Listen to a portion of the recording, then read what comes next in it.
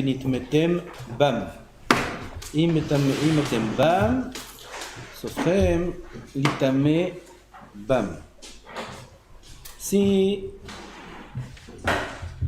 on est bahem, ça veut dire qu'on mange les ma'achalot asurot. On a parlé hier de la nekiyot au niveau de la kashrut, de ce qu'on mange. Et le Sifri dit, si titame ou bahem akavana qu'on les mange, mais nitmetem bam, sofrem litame bam. Alors on va expliquer qu'est-ce que ça veut dire. Qu'à la fin, vous aurez une toma sur cela. Pas vous, chas v'shalom, celui qui mange.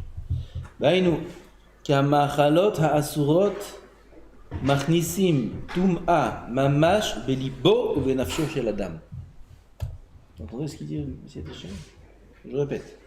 Ma'achalot ha'asurot, les aliments qui sont interdits, qui ne sont pas cachés.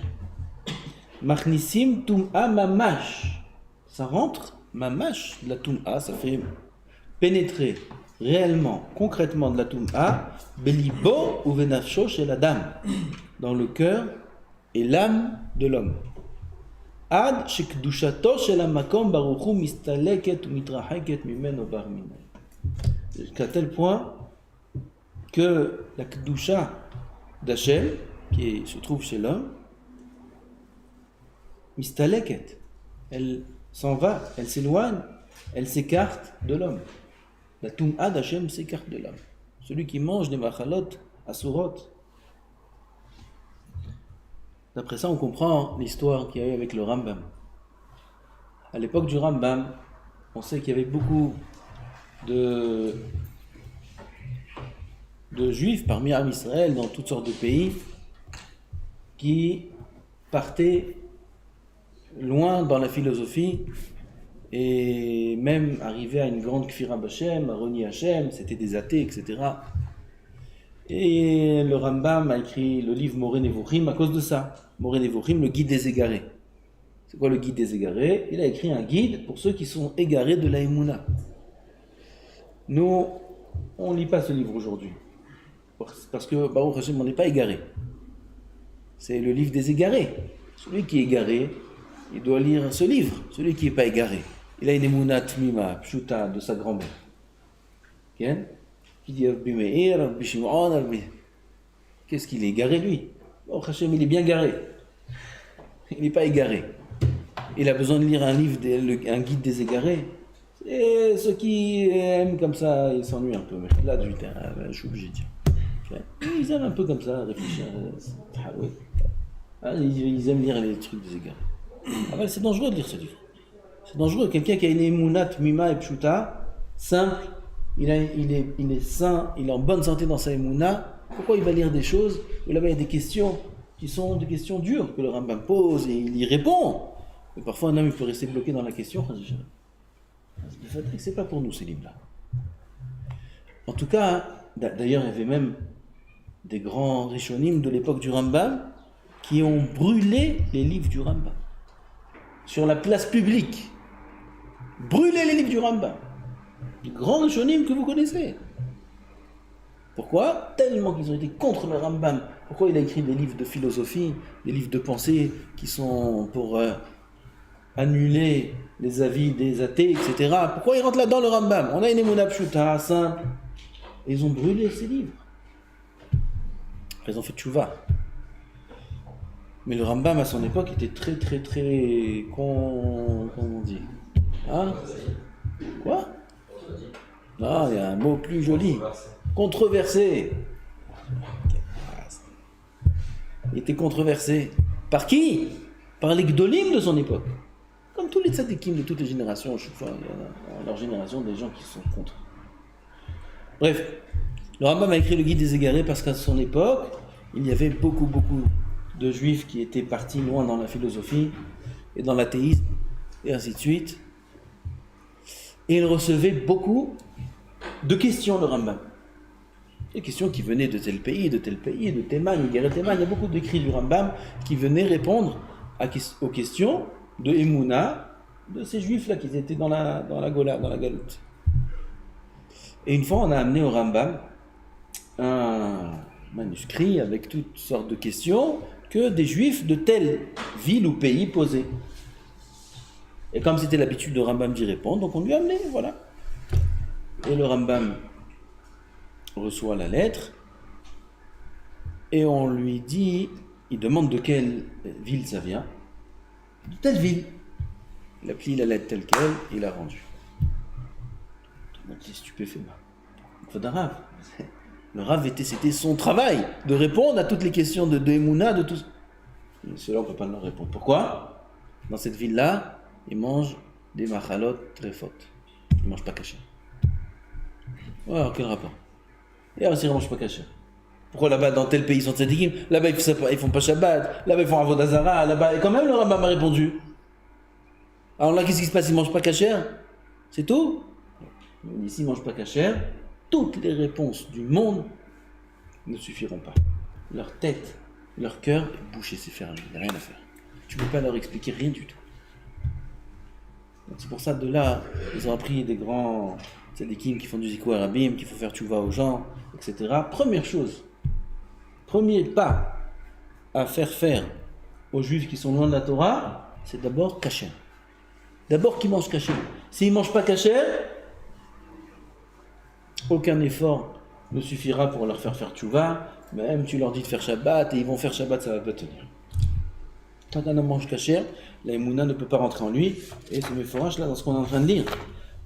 La Kedusha shel hamakom baruch hu mistaleket mimeno. La Kedusha part de lui. Alors comment il peut faire tchouva? Il va faire Shabbat, il va faire Nida, il va faire tout ce que tu veux. Avant, il continue à manger pas kasher. Il n'y a aucune Kedusha qui va rentrer en lui. Il ne fera jamais tchouva.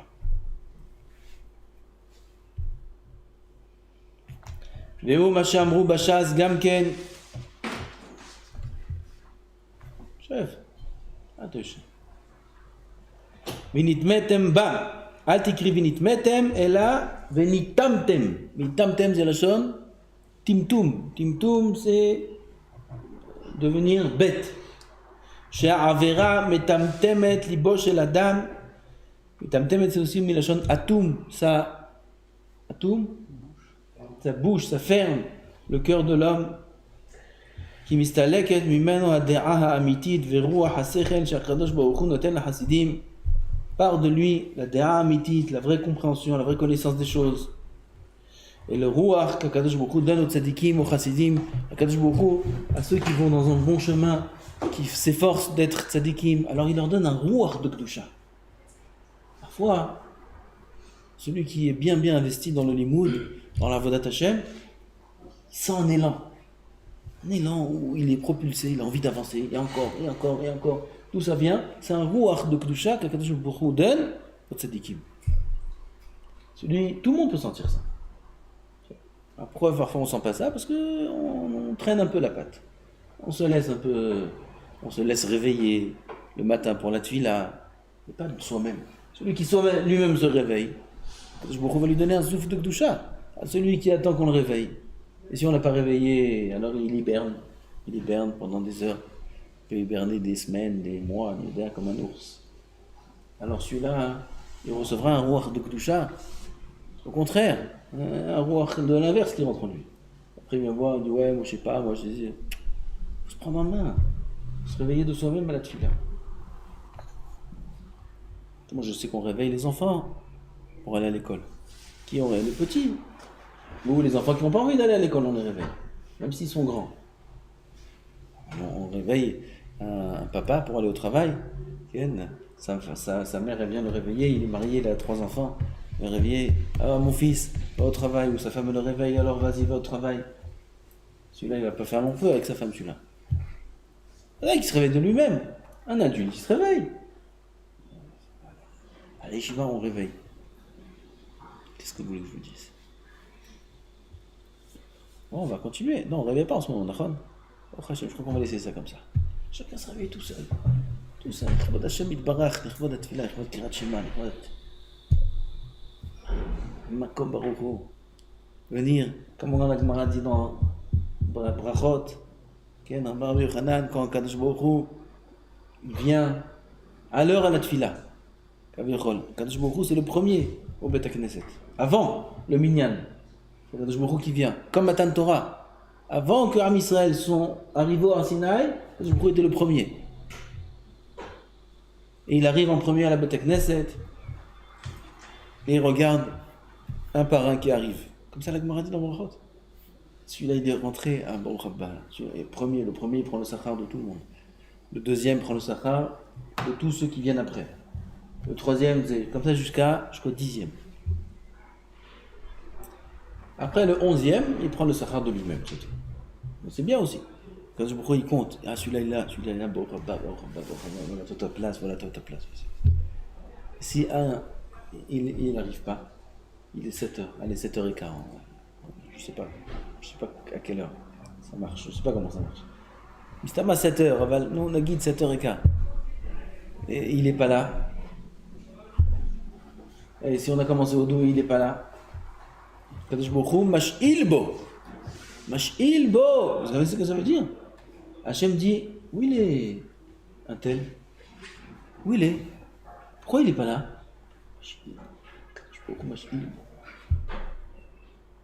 C'est Shalom que Kadosh Baruch Hu demande où on est. Ben, on est là, Boréolam, on est là, voilà, je suis là. Et l'autre il est encore dans son lit, il attend qu'on le réveille. Et parfois on oublie de le réveiller celui-là. Et il est 9h, et on se rappelle, et celui-là, où il est? On l'a oublié, il est là-bas. En train de dormir. Alors nous on veut un roi de Kedusha.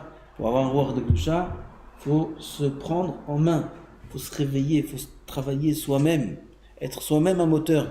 Arrêter d'être dépendant de l'autre, arrêter d'être dépendant des rabbanim, arrêter d'être dépendant des mashgirim, des chaverim, de ceux qui réveillent. Non, soi-même. Si un homme il fait ça, Bezrat Hashem il verra que lui-même il aura un roi de Kedusha. שהעבירה מטמטמת ליבו של אדם כי מסתלקת ממנו הדעה האמיתית ורוח השכל שהקדוש ברוך הוא נותן לחסידים. הקדוש ברוך הוא ידע לעושה חסידים רוח של שכל. כמו שאמר כתוב כי השם ייתן חוכמה. והנה הוא נשאר בהמי וחומרי. Alors qu'est-ce qui se passe quand le roi d'Akadosh Baruch Hu part de l'homme? Alors qu'est-ce qui reste? Il reste le côté animal de l'homme. Bahami, animal. Chomri, matériel, Meshuka, plongé, Begasut, Ha'olam Azé, dans la grossièreté, dans la matériel du Ha'olam Azé, il est plongé dedans, et maintenant, va accomplir comme ça la Torah et les mitzvot. Impossible de lui parler de Kedusha, impossible. C'est comme si tu parles à un animal. Va parler à un animal, à un chamor qui veut faire Shabbat. Va parler à un chamor qui veut mettre les tefilines. Kadosh, tu sais, Chamor, fait que tu sois Kadosh, arrête de toucher Chamora comme ça, je mets un Negia. Je mets un Negia, c'est un Chamor, qu'est-ce que tu comprends, je mets un Negia? Il faut d'abord qu'il arrête de manger des machalot asurot. Il faut arrêter de manger dans des endroits qui ne sont pas avec un bon hercher.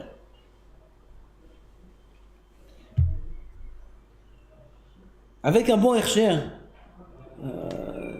on s'en sort vraiment, on ne sait pas comment. Il n'y a pas le choix. Pas un bon hercher, il y a le choix.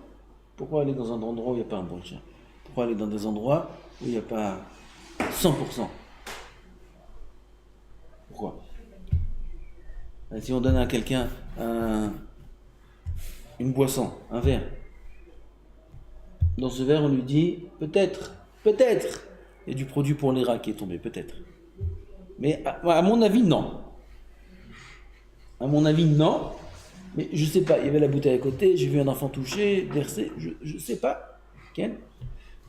Mais c'est pas le produit pour les rats c'est le produit de la mairie qui tue tous les rats du monde. Ken, c'est pas un produit domestique. Mais à mon avis, non. Il y a un parmi nous, parmi le monde entier qui va boire. Il y a un qui va boire. Même si c'est le meilleur mashké du monde. Il y a un qui va boire. Qui c'est qui peut? Et ça, c'est ça récolte du poison. Ça enlève la vie du Olam Hazé. Si j'ai un problème de très faute, ça enlève la neshama, ça l'enlève. La neshama, ça l'enlève. Il n'y a plus de neshama, il reste un animal celui-là. Donc, là, quand j'ai quelqu'un, il devrait faire ça comme du poison. Ça fait que poison là.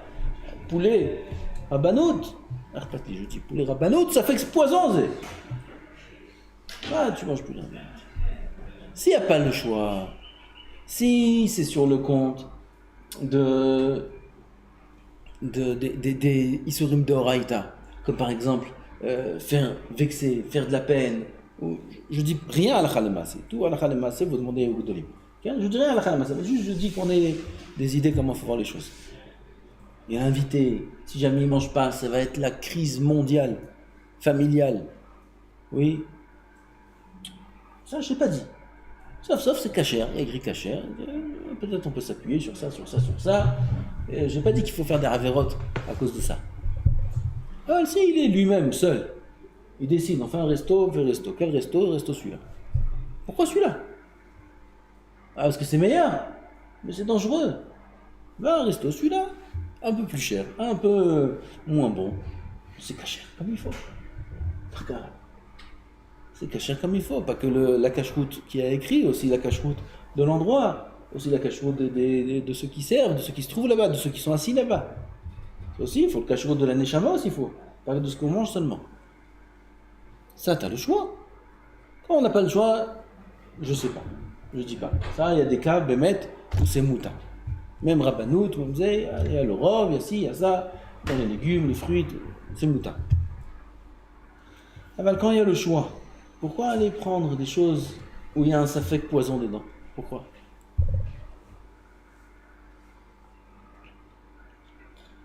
והנה הוא נשאר בהמי וחומרי והמאכלות האסורות יתרות בזה על כל האיסורים.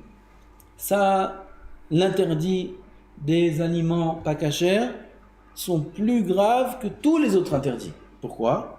כיוון שהם נכנסים בגופו של האדם ממש ונעשים בשר מבשרו. Ça rentre dans le corps de l'homme, ça fait partie de son corps, ça fait partie de sa chair. Oui, tout ce qu'on mange, ça fait partie de nous-mêmes.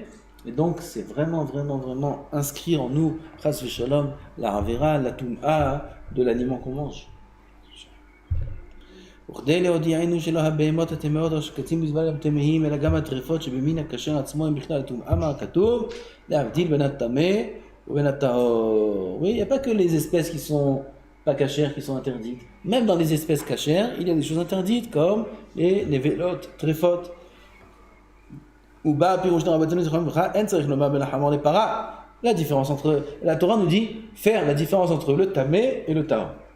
Il faut qu'on sache c'est quoi la différence entre tamé et tahor. Chazal vient de dire quoi? Il faut savoir faire la différence entre une vache et un âne.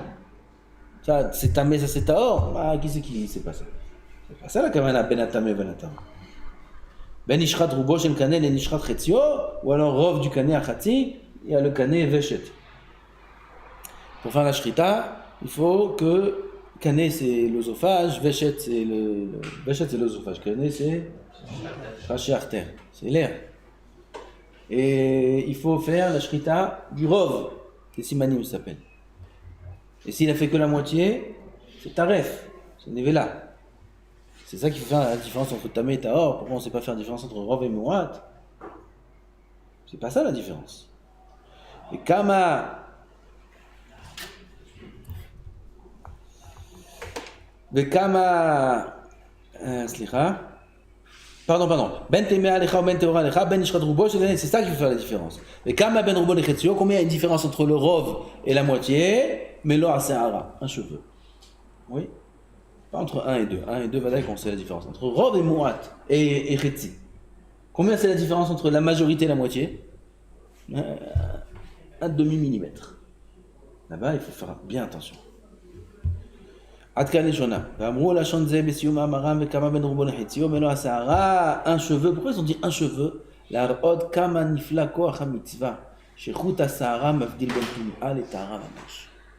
Quelle est la force de la mitzvah?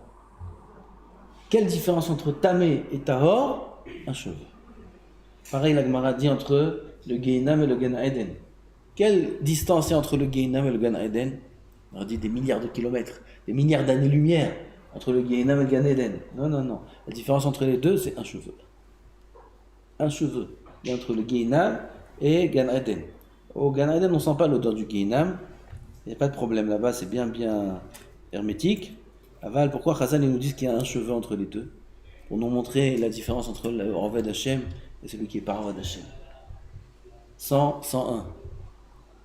Pour montrer la différence entre être tzaddik et rachat, ça se joue à un cheveu.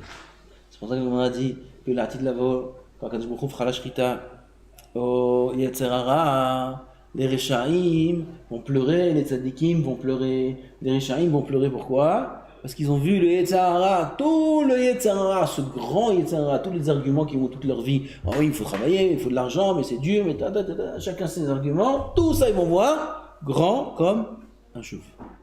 Ils vont pleurer. Quoi, tout j'ai perdu pour un cheveu de travail? Quel Akadosh Baruch Hu demande de toi un effort de la taille d'un cheveu. Et c'est ça la différence entre le Gan Eden et le Gehinam. Parce que tant qu'on n'est pas dans la Avodat Hashem, on a l'impression que c'est une montagne. On a l'impression que c'est une montagne. Être tzaddik, finir le chasse, faire attention à ne pas aller à Paris, ne pas faire ci, ne pas faire ça. Être à la yeshiva. À la yeshiva toute la vie. On dirait qu'il va mourir. On dirait que c'est une montagne. D'accord? Quand il va aller en Olam Haba, il va pleurer le rachat. Pourquoi il va pleurer le rachat? Parce qu'il verra que c'était qu'une histoire d'un cheveu. C'est tout. Il n'y a rien de... C'est le Yetzer Hara qui nous montre une montagne. Comment tu vas renoncer? Azé. Quand des dimionotes, un homme il vit dans les dimionotes, il croit que le monde entier va l'avaler. Et le monde entier fait une bouchée de lui. C'est lui qui se fait avaler. Un homme il croit qu'il va faire, vas-y. Regarde, réfléchis un peu, regarde ceux qui font déjà. Regarde ceux qui font déjà. Un homme il est jalouse. Les Rechaim. Al tekane b'chataim v'oseh avla. Al tekane b'Rechaim. David HaMelech il nous dit ne sois pas jaloux des Rechaim, ni de oseh avla de ceux qui font du mal. Il n'y a rien à être jaloux d'eux. Rien. Quand un homme a une chose, il veut autre chose. Quand il a autre chose, il veut cette chose-là. Jamais on est content de notre place. Jamais. Il a X, il veut Y, il a Y, il veut X. Jamais un homme est content. Il est tzaddik, il est jaloux du rachat. Il est rachat, il est jaloux du tzaddik. On croit que si on va être là-bas de ce côté-là, on aura des plaisirs.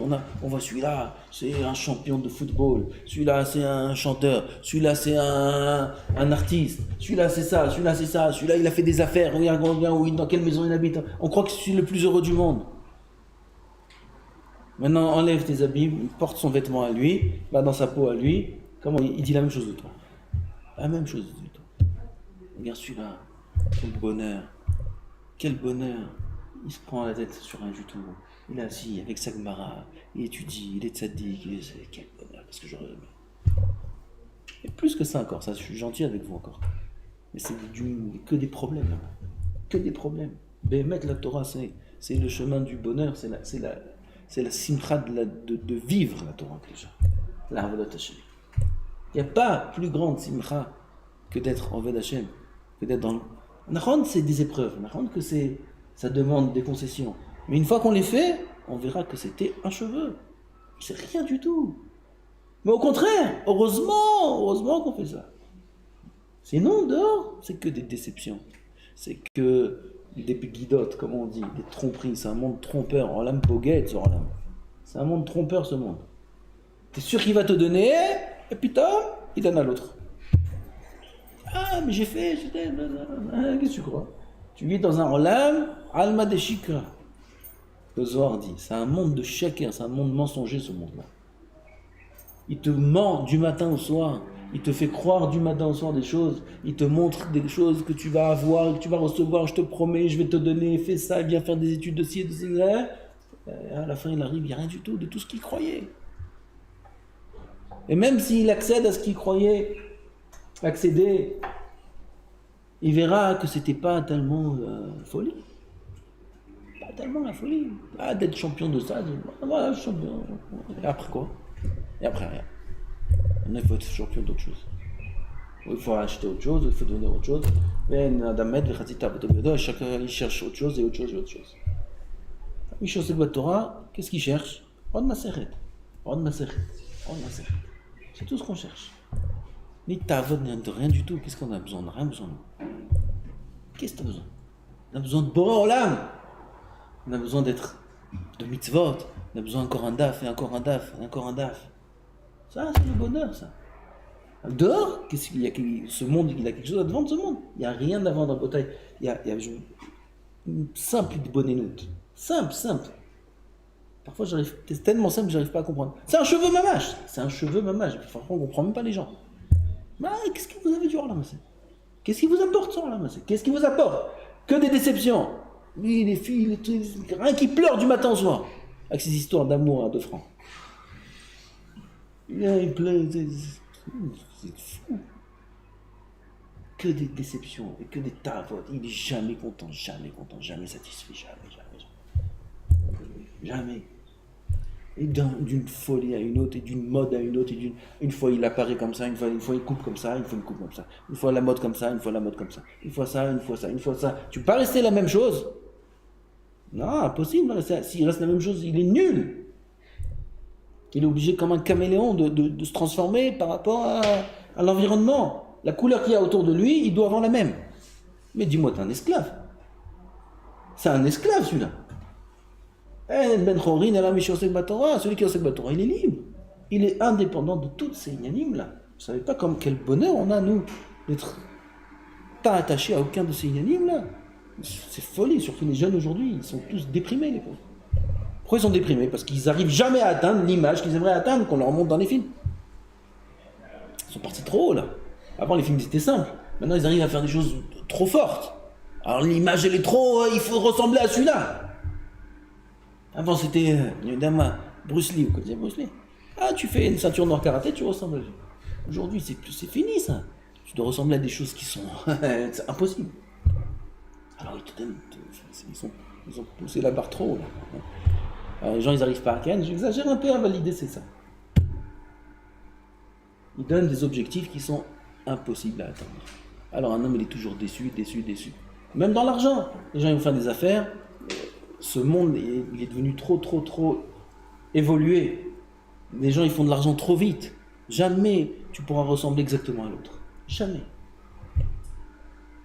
Alors c'est quoi? Que des déceptions. Courir après quelque chose que tu ne pourras jamais atteindre. Alors que la Torah, quand je te dis, ce que tu peux faire, c'est bien. Où il y a un domaine comme ça dans la vie. Ce que tu peux faire, c'est bien.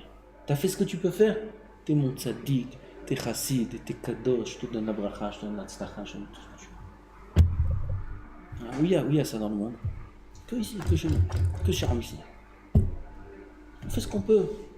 Et Akadosh Baruch Hu nous aime comme Moshe Rabbeinu, comme Rabbi Akiva, comme tous les tzaddikim du monde. Et on fait ce qu'on peut. Quel bonheur. On est dépendant de rien, ni du regard des autres, ni de personne. On est à notre compte. On est des patrons tous ici, des patrons. C'est pas moi qui dis ça, c'est la Gemara. Man manche rabanan. Qui sont les rois? Quoi qui sont les rois? Achashverosh, c'est un roi. Et d'autres, Nebuchadnezzar et Napoléon, Bonaparte. Il a trouvé un Bonaparte là. Bonaparte. Ça, c'est les rois. Non, vous savez c'est qui les rois? C'est vous. Qui? Les Chachamim. Les Avrechim. Les Bachurim. Man manche rabanan. Les Chachamim, c'est eux les rois. Man Kavanak, c'est eux les rois. C'est le roi, c'est lui le king, c'est le Chacham. Pourquoi? C'est un roi. C'est un patron. C'est le patron du monde. C'est lui qui gère tout le monde entier. Il est à son compte. Il est dépendant de rien du tout. Et au contraire, tout le monde est dépendant de lui. Tout le monde vient chez lui lui demander des questions. Tout le monde vient chez lui lui demander des conseils. C'est un roi, c'est lui le roi.